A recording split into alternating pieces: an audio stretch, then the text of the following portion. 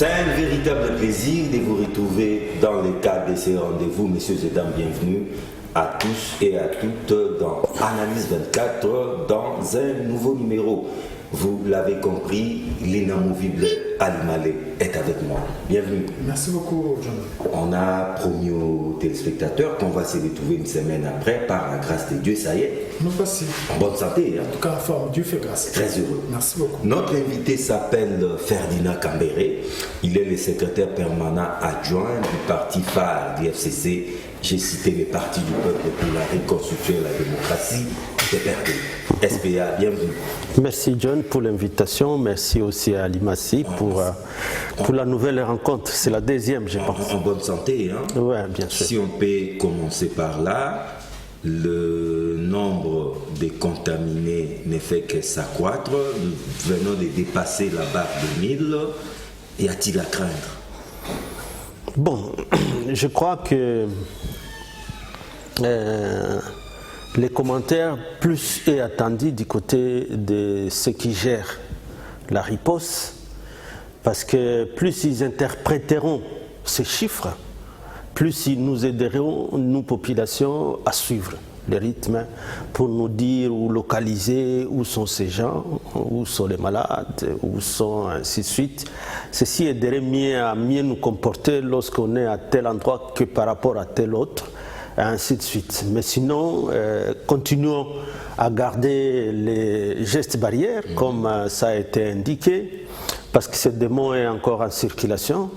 Il faut toujours être prêt et se préparer. Mais malgré l'état d'urgence, les gestes barrières, nous estimons que les lignes bougent, n'est-ce pas, Ali Malé? Bien sûr. Est-ce que les Quinois est-il inconscient ou respecte réellement toutes ces mesures barrières? Parce que, une fois j'ai traversé les ponts rivière Djili, ce que j'ai vu de l'autre côté, j'avais l'impression qu'ils sont vraiment dans un autre monde. Ils ignorent encore qu'est-ce qu'est Covid-2019. Bon, c'est pourquoi c'est l'effort de tous, la sensibilisation, le rappel des uns et des autres pour respecter ces gestes barrières, surtout. On est au moment où certainement la vie n'est pas aussi aisée pour tout le monde, même pour les masques, pour les trouver, et même quand vous l'avez trouvé pour les laver. En tout cas, il faut encore que il faut encore que les téléspectateurs ne s'inquiètent pas. Que nous ayons tous la conscience que cette maladie, il faut qu'elle nous quitte. Donc je crois que c'est la sensibilisation, mais plus les autorités aussi, ils doivent s'impliquer. Parce que ce n'est pas le travail de la seule police qui vont commencer à être derrière chaque citoyen dans les marchés, dans toutes les places publiques. Non, ce n'est pas le travail de la seule police, c'est la sensibilisation à laquelle nous devons tous participer. Faut-il aller plus loin en recourant peut-être à un couvre-feu? Non, John, je crois pas jusque-là. Je crois que, John, déjà, lorsque nous sommes en train de nous poser des questions sur l'interprétation ou les commentaires à donner à chaque chiffre qui est avancé, c'est qu'à un moment donné, les gens sont fatigués quand même aussi, on doit les reconnaître. Vous voyez d'abord des gens qui peinent à vivre du jour le jour. S'il faut continuer à les confiner, même la nuit. Même la nuit. Je crois que il faut qu'il y ait des raisons sérieuses. Monsieur le SPA, on a vu le chef de l'État faire la ronde des hôpitaux où sont internés ces malades. Une scène désolante au niveau de l'hôpital du Cinquantenaire. Il y a des internés qui se plaignent de ne pas être pris en charge correctement, pas de la nourriture suffisante. Quelle lecture faites-vous de cette situation? Bon, je crois qu'il faut d'abord féliciter les chefs de l'État parce que c'est dans les réseaux sociaux que nous apprenions, par exemple, ce genre de réclamations, que lui-même ait décidé de descendre sous les lieux pour vivre des visous. Ce qui se passe, c'est qu'il est récolté les lamentations à gauche à droite. Je crois que c'est pour donner justement des orientations au gouvernement pour que ceci ne se répète pas. Mais de plus en plus, il y a des voix qui s'élèvent pour demander le déconfinement de la commune de la Gombe, la reprise progressive. En tout cas, le déconfinement total. Voilà, la reprise progressive des activités. Pensez-vous qu'on est déjà à ce stade-là? Quand on sait qu'on a confiné quand on avait moins de 100 cas, aujourd'hui on a dépassé la barre des 1000. Est-ce qu'on peut parler de déconfinement ou reprise des activités à l'ordinaire aujourd'hui? Bon, je crois qu'il y a tout un gouvernement qui est en train de s'occuper de ça et que l'évaluation faite par lui devra rassurer tout le monde que lorsqu'on décidera du déconfinement total, parce que déjà là on est dans le déconfinement progressif, mais bon, ça donne ce que ça donne. Je crois que lorsque ça sera le déconfinement total, bon, les gens ont quand même besoin de reprendre le travail. On voit que ça se fait ailleurs aussi, mais sans réduire la vigilance, sans réduire les gestes barrières qu'on doit observer à tout moment. Alors, Ali Malé, notre invité, je rappelle que c'est le secrétaire permanent adjoint du PPRD, les partis phares du Front commun pour le Congo. Il a décidé de passer en tout cas de la parole à l'acte. C'est l'évêque Mukuna. Il a effectivement déposé sa plainte auprès du procureur, près la Cour constitutionnelle. Il accuse l'ancien président de la République, devenu aujourd'hui sénateur à vie, Joseph Kabila Kabange, de plusieurs chefs d'accusation en tout cas, allant de l'assassinat de Tchebeya, en passant par jusqu'à Kamwina Sampou, en passant par Bundu Diamayala, l'assassinat de Matungulu, tout et tout. Je crois au PPRD, c'est déjà la panique parce que peut-être d'ici là, votre autorité morale devra répondre de ses actes, n'est-ce pas? Monsieur John, merci d'entrée déjà de poser cette question sur, vous l'appelez plainte. Oui. Mais j'étais avec Jean-Claude Katende, qui est son adjoint dans son histoire. Ouais, il était bien accompagné en tout cas. Il a dit que ce n'était pas une plainte parce que Mukuna n'était pas victime, ne pouvait pas poser une plainte. Ça, c'est de dire de Jean-Claude Katende, avec qui nous venons d'être sur le plateau de Siloé TV, que Mukuna n'était pas victime. Il a préféré déposer une simple dénonciation. Et vous le savez, une simple dénonciation, c'est comme une information. Donc il n'est pas plaignant. Il est dénonciateur, il est informateur.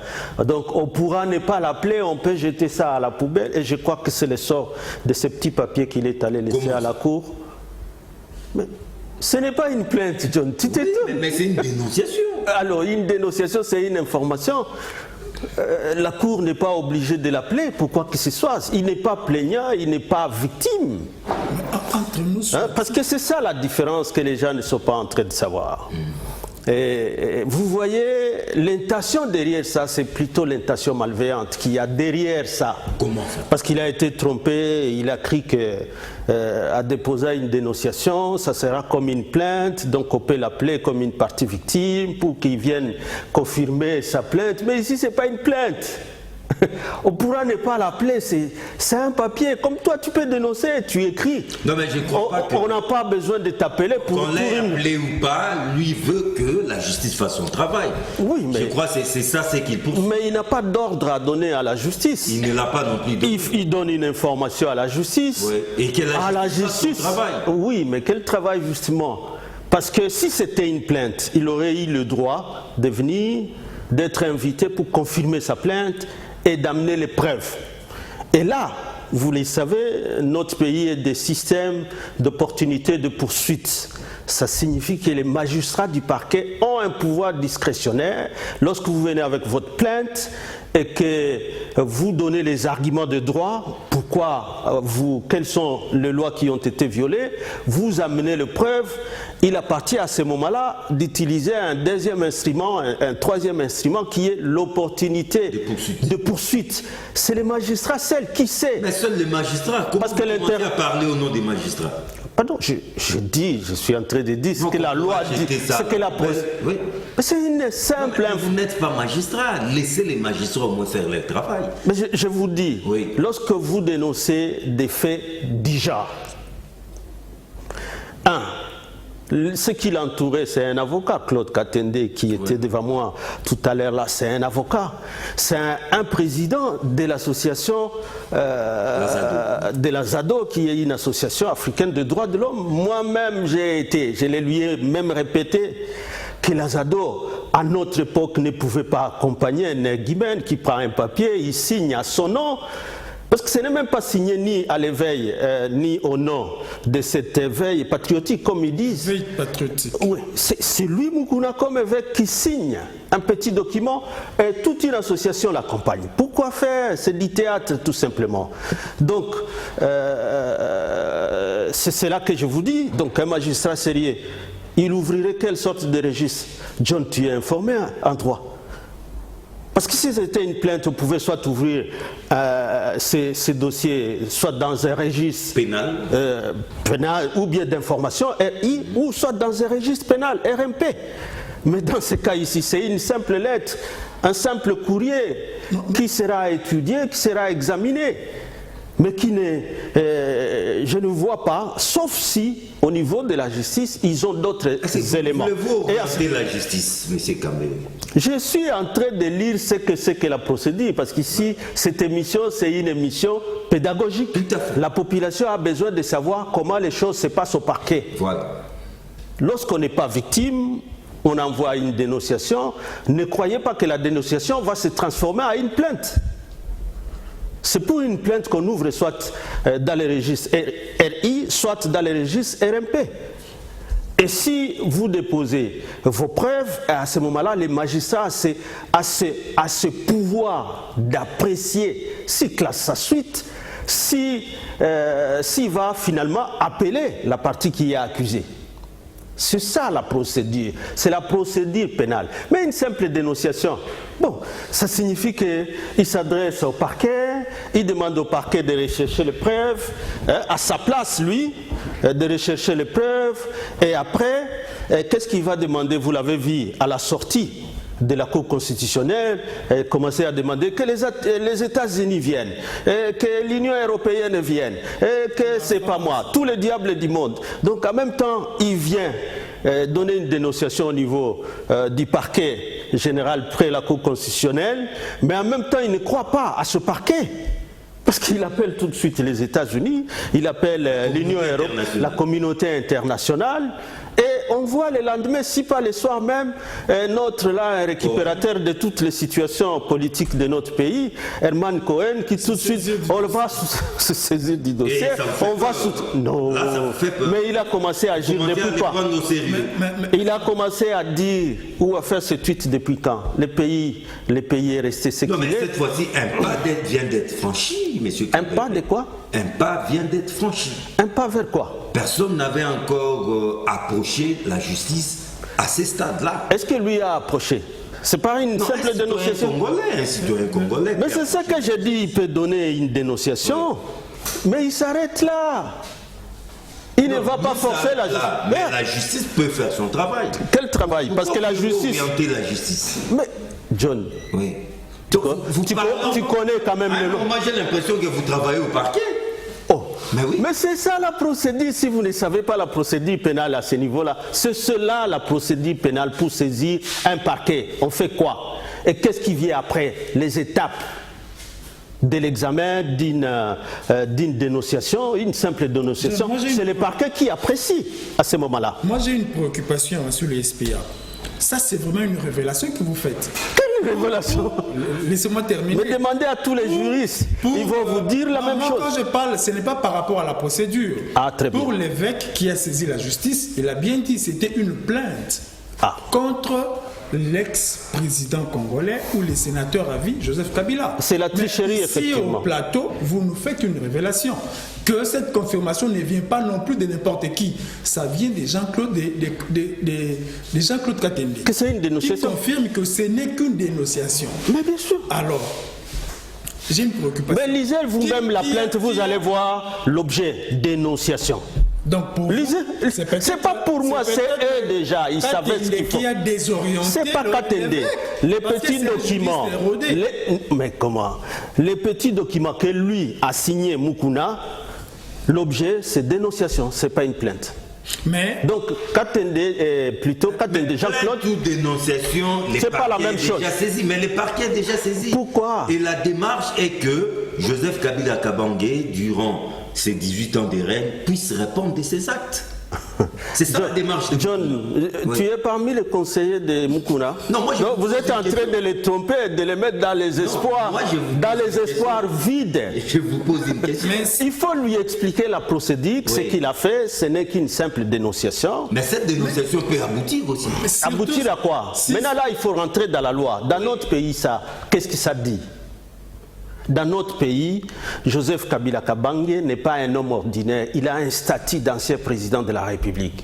Il faut expliquer ça à Mukuna finalement. J'ai l'impression que les gens qui vont là ne sont là que pour les flatter. Bon, là, tu as réussi à accuser un homme qu'on ne pouvait pas accuser.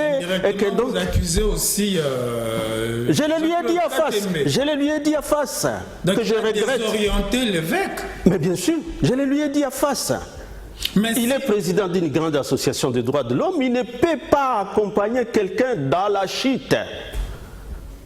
donc, Parce qu'il y a une loi, vous le savez, portant statut d'ancien président de la République Votée en et qui a voté les immunités de poursuite des anciens présidents de la République élus. Et le premier d'eux, c'est Joseph Kabila Kabange. Alors là, vous attendez les gens comme Jean-Claude Katende pour dire non, cette loi n'est pas constitutionnelle. Qui lui a donné ce pouvoir d'apprécier et de juger d'une loi qui n'est pas constitutionnelle? Qui lui a donné? Seul le pouvoir est donné à la Cour constitutionnelle. Et il y a un temps, où est-ce qu'il était? Pendant qu'on a discuté de cette loi, et que cette loi a été votée au niveau des chambres, cette loi a été promulguée, lui était où pour dénoncer et dire que c'est une loi inconstitutionnelle? Il était où? C'est aujourd'hui pour justifier un petit papier de dénonciation qui vient pour dire cette loi... C'est une loi anticonstitutionnelle, disent-ils. Inconstitution, parce qu'anticonstitutionnel, ce n'est même pas dans la Constitution ce terme-là. Mais il tire ça d'où? Seule la Cour constitutionnelle peut le dire. Et si lui savait que cette loi pouvait être attaquée pour inconstitutionnalité, il fallait commencer mais pourquoi par là. il fallait commencer par là? Pourquoi il ne le fait pas? Pourquoi il trompe ce type qui ne connaît rien en procédure pénale et en procédure constitutionnelle et il accompagne même jusque-là? Mais ce n'est pas possible dans ce pays quand même. Entendre le SPA, apparemment le PPRD est serein, s'agissant de la procédure. Pas vraiment. On sent une tension refoulée. Non, j'attends que tu m'inquiètes. SPA. Non, Mais l'inquiétude- j'attends que tu m'inquiètes. Mais l'inquiétude maintenant est laquelle? Jean-Claude Katende a dit ils vont d'abord commencer et chercher à épuiser les démarches au niveau national. Il me l'a répété. La réponse n'est pas satisfaisante. Ils vont maintenant entamer les démarches au niveau de C'est là que les bas blessent. Voilà. C'est là que les bas Non, c'est si faible. Oui. Je le lui ai dit. Parce qu'il disait non, nous on attend seulement la réponse négative ou positive Pour aller de cette cour pour aller. J'ai dit non, vous ne piégerez pas la République, monsieur. Nous savons que ça c'est un complot contre les institutions de la République. Piéger la République comment? Tout simplement parce que cette cour-là, une dénonciation, c'est une dénonciation, ce n'est pas une plainte. Donc personne au niveau de cette cour ne se mettra à ouvrir un quelconque dossier par rapport à ça. Parce que il y a déjà des immunités ou bien une amnistie par rapport à ce qui pouvait être des faits, s'il y en avait, contre un ancien président de la République. Et c'est légal. Quel est l'autre magistrat du parquet soit-il au niveau du pays ici qui va se mettre à ouvrir un dossier et sans même peut-être avoir de preuves commencer à lancer des invitations? Ça c'est de 1. Oui. Ça c'est de 1. Ok. Et ce droit-là est reconnu à chaque État de voir à qui on donne telle amnistie par rapport à quoi. Et ici, c'était dans un contexte particulier où, avec Joseph Kabila, que nous appelons père de la démocratie, il a accepté que les cycles de coups d'État dans notre pays s'arrêtent. Parce qu'il est le tout premier qui accepte cette alternance démocratique. Il a promulgué une constitution, il a dit « je vais m'engager à la respecter ». C'est cela. C'est ça même la motivation de cette loi qui vient affirmer quelque chose d'aussi important pour que nous ayons finalement la culture de stabilité des institutions au sommet de l'État dans notre pays. Et ça est reconnu même aux Nations Unies, même partout, au nom de la paix, parce que le dilemme qui est souvent là, même Kofi Annan en avait parlé, la recherche, entre la recherche de la justice et la recherche de la paix, à un moment donné, il y a un dilemme. On ne sait pas, il faut commencer par quoi? La paix. La justice ou la paix? Voilà. Donc c'est toutes ces questions qui ont animé tout le monde. De la paix. Voilà. C'est ça donc qui a animé tout le monde pour que la RDC ici, à un moment donné, mette derrière tout ce qu'il y a eu comme cycle de coups d'État dans notre pays et que nous ayons un État véritablement démocratique. Et c'est cela. C'est donc le fondement. Quelqu'un qui s'attaque à ça, j'ai même dit à Jean-Claude aujourd'hui, vous vous attaquez à ça, à l'ancien président, aujourd'hui Joseph Kabila Kabange, vous n'aimez même pas celui qui est là. Parce qu'on a l'impression, prenez rien que les faits soi-disant dénoncés, que par rapport au massacre. D'abord, quand on parle d'Armand Matungu, l'homme qui avait caillassé les cortèges. Toi-même tu dis caillassé. Oui. Toi tu as déjà vu ça aux États-Unis. Tu sais le sort de celui qui a jeté rien que sa chaussure sur George Bush en Irak. Non, il a été jugé et arrêté. On ne l'avait pas tué. Ah, tu n'es pas informé. Je ne suis pas obligé de revenir. Non, celui qui a tué. Non. On ne l'avait pas tué. Il est mort en prison. Il est mort en prison. Alors, on ne l'avait pas tué. Tu ne sais pas comment il est mort. Il ne faut pas affirmer des choses. Alors, donc, c'est cela. Celui qui a tué Kennedy, tu sais comment il est mort? C'est le garde-corps qui a juste tiré sur lui. Et là, c'était quoi? Non, donc déjà pour Armand, ça devient un crime. Sur Kennedy, c'est un fou, entre guillemets, qui l'a abattu. Ah voilà. Les enquêtes n'ont jamais vu. Parce qu'effectivement, cet homme a été arrêté et interné dans un centre d'asile. Voilà, donc c'est cela. Le président de la République en tant qu'institution qui a sa garde, vous vous mettez à l'attaquer et vous croyez que cette garde ne vous attaquera pas. Et ça, lorsque la garde réagit, ça devient un crime contre l'humanité. Est-ce qu'on sait d'abord ce qu'on est en train de rechercher? C'est ça un crime. Même vous, vous allez soutenir que ça c'est un crime. Et on demande à Claude, parce qu'au moins lui est juriste, avec l'autre qui a signé la fameuse dénonciation, un tel débat on ne saurait pas le faire. Il reconnaît que la plupart des cas qui sont dans ces documents-là sont des cas qui ont connu des jugements, ou soit sont en train d'être examinés par la justice congolaise. Et pour ça, il faut revenir sur Joseph Kabila. Est-ce qu'on est sérieux? Joseph Kabila Kabange qui prend le pouvoir en 2001, après l'assassinat de son père, les pays étaient divisés, il les réunifie, il fait l'effort pour la réforme, pour que nous ayons une armée républicaine forte. Il fait l'effort qu'il y ait des réformes au niveau de la justice. Aujourd'hui, au niveau supérieur, nous avons le Conseil d'État qui fonctionne, nous avons la cassation qui fonctionne, nous avons la Cour constitutionnelle. C'est des efforts. Il fait des efforts au niveau de la police et ainsi de suite. Donc les actes ou les bavures de la police, il faut que chaque fois, ce soit le président de la République qui réponde de ça. C'est simplement un petit papier lorsque je vous dis que même les magistrats de la Cour constitutionnelle... n'a pas évoqué la possibilité de la justice internationale. Je suis en train d'arriver, parce que j'ai même demandé à Katende, nous quand on était dans Azado, c'était pas ça. Quand vous parlez, vous dites massacre des adeptes de Boudou Dia Congo. Au Congo central. Pourquoi, s'il y en avait, c'est celui de 2008 qui est plus important que c'est le cas récent ici? Donc pourquoi celui-ci n'est pas dans leurs documents? Pourquoi le plus récent n'est pas évoqué? Parce que c'est simplement un problème avec l'individu Kabila.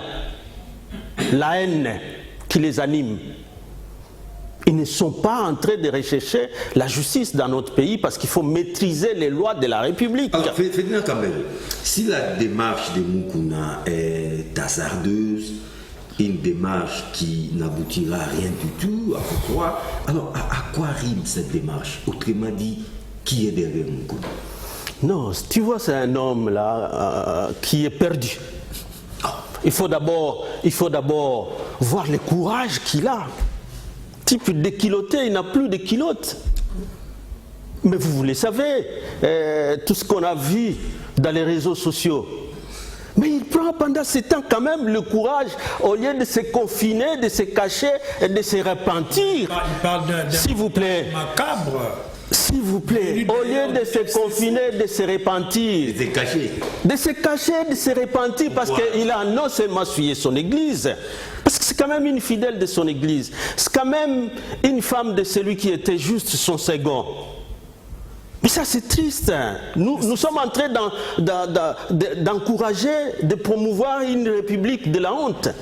Une république des immoraux. Et quelqu'un comme ça, que la justice devait prendre avant qu'il ne bouge, c'est celui qui vient avec une plainte. C'est vous qui appelez ça plainte, mais eux-mêmes appellent ça dénonciation. Et je viens dénoncer, j'appelle les États-Unis, venez s'il vous plaît arrêtez pour nous, vite, vite Kabila. Mais monsieur va d'abord porter la culotte, monsieur.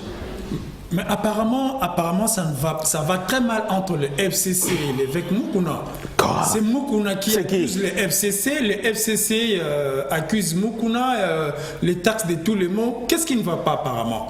Parce que pour le FCC, donc toi tu as vu ces images et tu as trouvé que c'était normal. Moi je n'ai pas vu les images. Moi je n'ai pas vu les images. Mais le FCC, Mukuna dit. Mais de quelle image vous parlez? Mukuna dit que ces vidéos en circulation. Ce sont des images montées de toutes pièces par ces détenteurs. Et quand il dit il faut le croire. Et toutes ces étapes que tout le monde a vues. Hein? C'est un type qui ne peut pas. Tout le monde a sa vie privée. C'est ça la vie privée? Non, mais ça n'a rien à voir avec la démarche de Mukuna. John, oui? Tu es un pasteur. Il faudra démarquer. Dès que tu lis, si je te donne. Avec la démarche. S'il te plaît. Dès que tu Vous n'êtes pas parfait non plus. Je ne l'ai pas dit non plus. Voilà. Mais je n'ai pas ma culotte dehors. Dès que vous quittez ici, prenez votre Bible et lisez Matthieu 18, 1 à 15. Vous allez voir ce que Jésus parle des scandales. C'est normal que ça arrive. Mais malheur à l'homme par qui ces scandales. La sanction qui est dans la Bible, c'est de mettre le mêle, c'est de mettre la grosse pierre du monde sur son cou et de les jeter au fond de la mer pour qu'il aille en bas. Il déshonore la République, il déshonore tous les pasteurs des églises de réveil. Vous soutenez ça? Vous croyez qu'il a comme ça? Qu'il a comme ça maintenant le mérite d'aller, bon je viens accuser l'ancien président. Non, quand même. Personne n'est là soutenu. S'il vous plaît. Le problème c'est que il ne faut pas essayer d'attaquer sa démarche à travers ces vidéos qui circulent. Non, moi je ne suis même pas en train de l'attaquer parce que ce n'est même la justice. Mais c'est ce que je vous ai dit. Oui. Sachant que lui ou pas, mais c'est sa vie privée. Nous ne sommes pas dans une république des immoraux. Vous savez qu'à l'époque de Joseph Kabila, il y a ça, c'est directement la prison. Non, mais il ne faut pas que vous encouragez. Et il a été révoqué tout de suite. Hein? Il ne faut pas promouvoir les cas comme ce qu'on a vu pour le Congo central. Il ne faut pas encourager des choses comme ça. Donc, au niveau John, hein, déjà je viens de vous montrer que sur le plan, au niveau des parquets nationaux, je ne vois pas. Pourquoi il faut ouvrir un dossier RI ou un dossier RMP pour inviter cet homme-là? C'est simplement apprécier, c'est une dénonciation, c'est tout. Et apprécier. Et je viens de vous dire qu'eux-mêmes reconnaissent que la plupart de ces faits, les cours et tribunaux de notre pays sont saisis. Parce que vous savez que dans ce qui était la promotion des droits de l'homme dans notre pays, et surtout de l'effort à faire pour lutter contre les crimes du droit international, notre pays était champion quand même. Et c'est Joseph Kabila Kabange qui était parmi les premiers à faire adhérer la République démocratique du Congo au statut de Rome. Ça, vous le savez. Et il a coopéré beaucoup en envoyant beaucoup de gens qui étaient dans ces crimes. Ça nous a aidé à avoir la paix plus ou moins à l'Est. Ça, vous le savez aussi. Et aujourd'hui, il faut vouloir le présenter comme c'est lui le criminel qui est décrit, le bourreau qui est décrit dans les statuts de Rome. Il faut être sérieux. C'est pourquoi je dis il faut d'abord être sérieux avant d'arriver là-bas. Et je voulais maintenant arriver à ce que vous dites, ce que j'appelle un piège contre la République. Des gens qui disent nous attendons seulement qu'ils écrivent, donnent la réponse négative ou qui rejettent leur fameuse. D'abord, ce n'est même pas une plainte. Je ne sais même pas pourquoi il faut que les parquets disent nous avons classé ça suite. Non, parce que ce n'est même pas un dossier. Qu'on appelle ça saisine. Ouais. Le parquet n'est pas encore saisi parce qu'il faut ouvrir maintenant les registres. J'ai dit simplement à Claude d'aller relire son cours ou simplement les statuts de Rome, l'article 17, sur la recevabilité d'une plainte au niveau de là. Encore ici, ça sera une dénonciation, donc une simple information au niveau du bureau du procureur. Donc, indirectement, le SPIA remet en doute les capacités ou les qualités juridiques de M. Katembe. Non, parce que pour vous lui demandez d'aller relire ses notes, c'est que c'est... Oui, parce que pour saisir le bureau du procureur, près la Cour pénale internationale, c'est le procureur qui, lui, peut décider. Et c'est bien écrit. Dans toute indépendance, ça veut dire sans pression des ONG, sans pression de tout ce qui se raconte dans les médias, sans pression de qui que ce soit, même de notre État, c'est le procureur qui, lui, doit décider de faire les enquêtes parce qu'il a les éléments suffisamment. Il reçoit ça comme information, comme dénonciation, tant mieux. Mais il faut qu'il se rassure qu'il a suffisamment d'éléments parce que lui aussi, quand il a les éléments, quand il a fait les enquêtes, il doit adresser une requête au fin d'obtenir les mandats d'arrêt et à la chambre préliminaire. C'est cette chambre qui doit dire oui ou non le procureur a droit d'avoir un mandat d'arrêt. Et vous pensez que le papier tel qu'il est en train de circuler là, un procureur, le bureau du procureur va vraiment s'élever pour dire le président qui a conduit son pays de guerre vers la paix et qui est en train de faire des efforts pour la refondation de l'État sur le plan de la sécurité, sur le plan de la paix, sur le plan de la justice, que c'est tout de suite ça lui qui devient le premier criminel qu'il faut amener là-bas. La deuxième voie pour saisir le bureau, c'est ce qui est souvent privilégié, c'est le renvoi volontaire. C'est chaque État qui doit décider d'envoyer un tel devant la Cour pénale internationale. Les États partis à ces statuts. Ce sont les deux modes.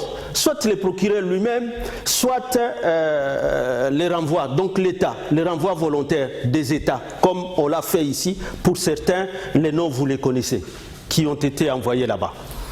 Et les deux, voilà. Vous voyez la procédure de Moukouna à quel niveau? Alors, SVA, parce que la procédure de Moukouna vous semble, à vous écouter, semble être légère en tout cas. Légère, un coup de pédalo comme l'ont dit plusieurs. Peut-on s'attendre à une sorte de retour à l'expéditeur? Est-ce que les PPRD, le FCC, est-il prêt maintenant de saisir la justice contre Moukouna pour action téméraire et vexatoire? Bon, ça serait dans les droits. Ça serait dans les droits. Et je pense que pour des cas de flagrance comme ça, oui, on peut s'attendre. On n'avait même pas besoin de sensibiliser la justice pour ça.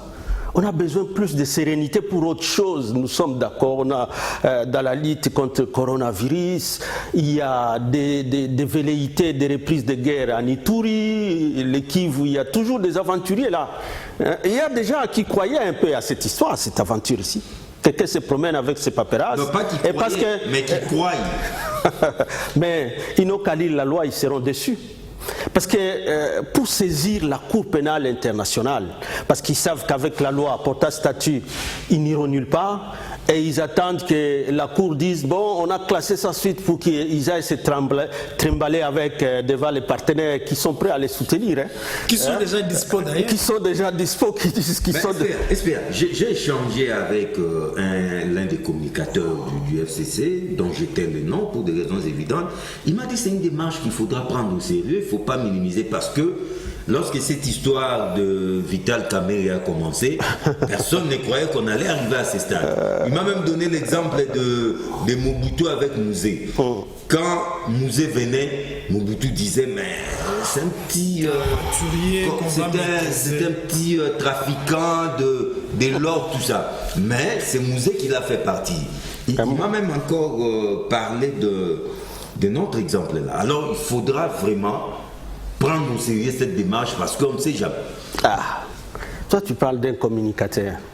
Là vous ne discutiez même pas droit. Moi je suis en train de parler droit. Et droit pénal international. Comment on saisit un procureur dans notre pays? Il faut 3 éléments. Vous déposez votre plainte et ici ce n'était pas une plainte. Dès qu'il y a une plainte, on vous invite pour venir confirmer votre plainte. Et c'est à cette occasion que vous venez avec les arguments de droit, vous venez avec le preuve. Et vous laissez la tâche au magistrat qui a le pouvoir discrétionnaire de décider sur l'opportunité de poursuite. C'est ça la procédure. Moi je parle droit. Je ne suis pas en train de raconter des histoires à l'époque de Mobutu. Non. Je parle droit parce que celui-là a saisi la justice. Non, parce que vous minimisez la démarche. Mais je ne minimise pas, je vous explique la procédure. La procédure, c'est celle-là. Je ne sais pas s'il y a une autre procédure qu'on va créer. Et je vous dis aussi, même s'ils sont en train de croire qu'ils attendent une quelconque décision du parquet général près la Cour constitutionnelle de rejet, évidemment parce qu'il y a la loi qui a déjà institutionnalisé cette situation. L'amnistie ou l'immunité de poursuite. Donc, ils s'attendent qu'il y ait une telle décision, un petit papier comme ça, pour que maintenant ils aillent avec, pour dire, voilà, nous avons été saisis notre cours, il n'y a pas moyen d'évoluer, mais est-ce que vous pouvez ouvrir, vous, les enquêtes et aller l'arrêter, comme il disait là? Parce que vous voyez tout ce qu'il débite dans d'autres émissions, ainsi de suite. Allez arrêter, et très rapidement, venez les rechercher et l'arrêter. Je vous ai donné aussi la procédure, comment on saisit les procureurs. Le procureur, d'abord, je vous dis que pour les saisir, d'abord, lui, c'est l'impartialité. C'est l'indépendance, c'est dans son indépendance qu'il décide. Il ne suit ni la pression des ONG, il ne suit ni la pression de la presse, ni la pression de qui que ce soit. Il doit se convaincre qu'il a tous les éléments nécessaires pour introduire sa requête au fait d'obtenir un mandat d'arrêt. Et ça, c'est encore, comme je l'ai dit, la chambre préliminaire qui doit décider si oui ou non le procureur a de preuves. Donc ce n'est pas du tic au tac, c'est pas du tic, c'est du droit. Il faut avoir tous ces éléments-là. Et alors là, il y a par exemple les conditions ou les critères de recevabilité de pareilles requêtes. Et il y a aussi, deuxième condition, c'est la gravité des faits.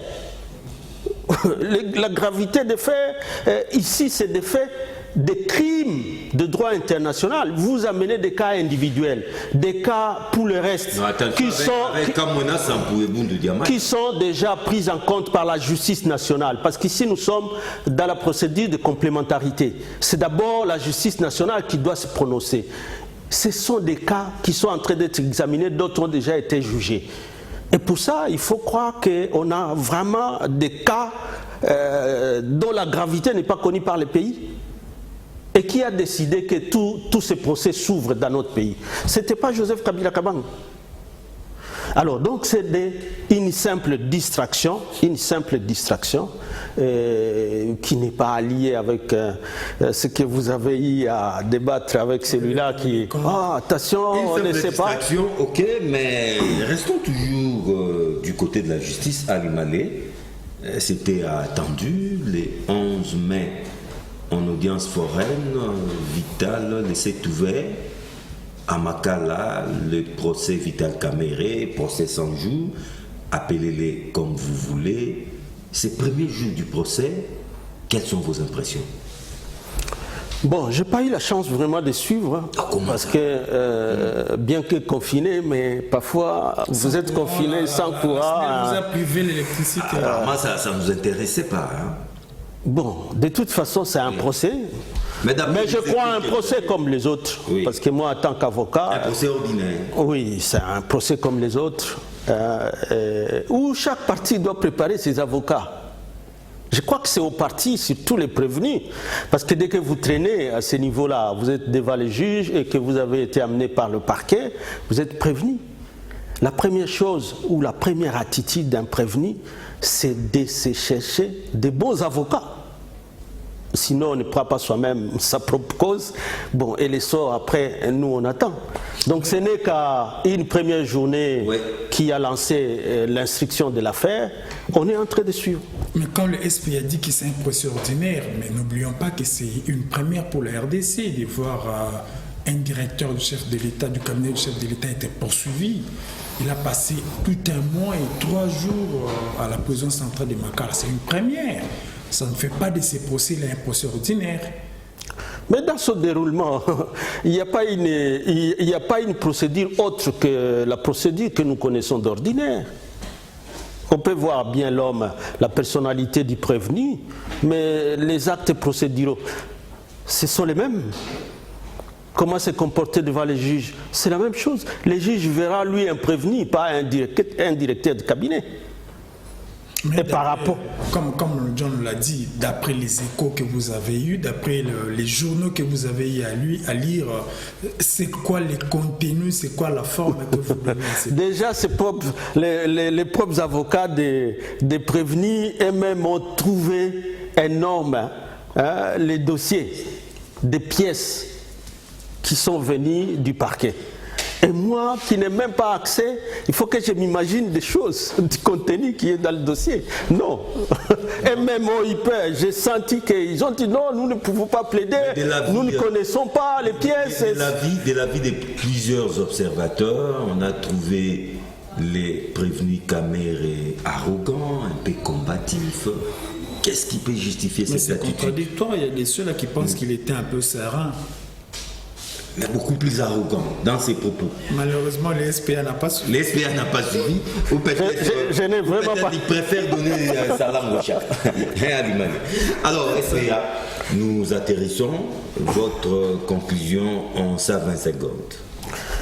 Bon, la conclusion pour tous les sujets qu'on a traités, c'est de dire que la démocratie dans notre pays, elle est à saluer, elle est à consolider et la contribution de tout un chacun est nécessaire. Et heureusement qu'à l'avènement de cette alternance et qu'à l'effectivité de cette alternance, qu'aujourd'hui nous avons un nouveau président de la République, l'acharnement contre un ancien n'est qu'une trahison, n'est qu'un complot. Surtout lorsqu'on passe tout de suite recourir toujours aux puissances étrangères contre ceci ou cela, alors qu'il y a la procédure pour tout ce qu'on veut faire contre un président de la République. J'ai même rappelé à Katende aujourd'hui que normalement l'article 164 est là. Pour les faits de sa gestion, le président de la République, c'est pendant qu'il exerce qu'il faut l'accuser. Mais parce que le président de la République, c'est une institution, quand il passe la main à quelqu'un d'autre, il reçoit, lui, le statut d'ancien président, parce que la remise République, il reçoit le passif et l'actif. Et ça, c'était la consolidation de la stabilité de nos institutions, de la stabilité de notre démocratie. Aujourd'hui, vouloir combattre cela, c'est être ennemi de la République. C'est être ennemi de la République qui s'appelle Ferdinand Cambéré. Il est le secrétaire permanent adjoint du Parti du Peuple pour la Reconstruction et la Démocratie. Merci. Merci aussi John, merci de penser toujours à nous. Merci. Et pour toutes les occasions qu'il sera nécessaire que nous apportions la lumière, nous viendrons. Merci de votre disponibilité en tout cas. Ali Malé, on avait promis à nos téléspectateurs, par la grâce de Dieu, on s'est retrouvés, le rendez-vous est encore pris pour le mercredi prochain, n'est-ce pas? Automatiquement. Toujours par la grâce de Dieu. En tout cas, on est là. Merci beaucoup, c'est pris. Le rendez-vous est pris pour le mercredi prochain, mais déjà la rediffusion c'est jeudi à partir de 11h. Que Dieu vous bénisse. Au revoir.